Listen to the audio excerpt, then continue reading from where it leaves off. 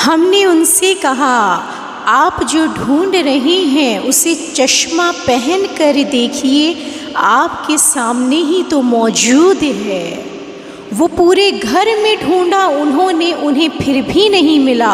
आ कर के बैठे और बोले, हम तो परेशान हो गए, वो यहाँ है ही नहीं। हमने कहा, आपने ढूंढा? उन्होंने कहा, पूरे घर में ढूंढा। हमने कहा, वैसे ही ढूंढा जैसे कहा था? उन्होंने कहा, हाँ, हम पूरे घर में अपना चश्मा ही ढूंढते रहे, हमें चश्मा ही नहीं मिला। अरे चश्मा तो वो अपने सर पे लगा के भूल गए थे। बस यही कहानी हुई है हमारे और उनके साथ। कैसे?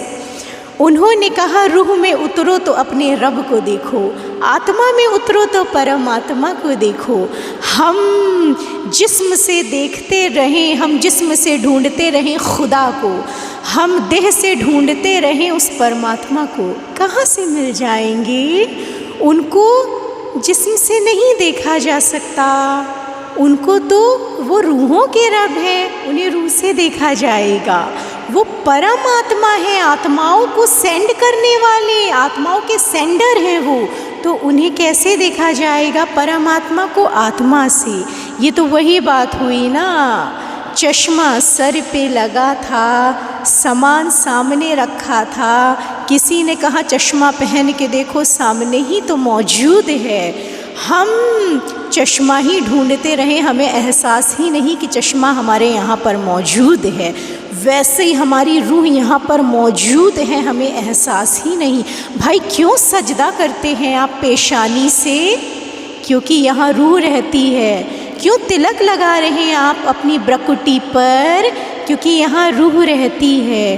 अरे पेशानी पे परेशानी सजाए हो तो वो परमात्मा कैसे मिलेंगे? अपनी पेशानी से परेशानी को हटाइए और उसमें रूह को जगाइए और वो खुदा से मिलिए। ये रूह और रब के बीच का कनेक्शन बैठाइए, अपनी इस लाइट को जगाइए।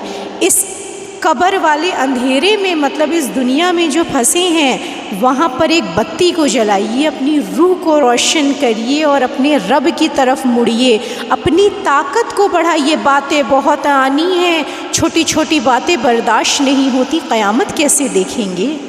विनाश कैसे देखेंगे? देखना तो पड़ेगा रूह को। रूहें एक बार भेज दी गई हैं, एक ही बार लौटा के लेके जाएंगे वो, देखना पड़ेगा। हिम्मत है, हिम्मत बढ़ाइए, ताकत देने वाले वो हैं, उनसे खींचिए।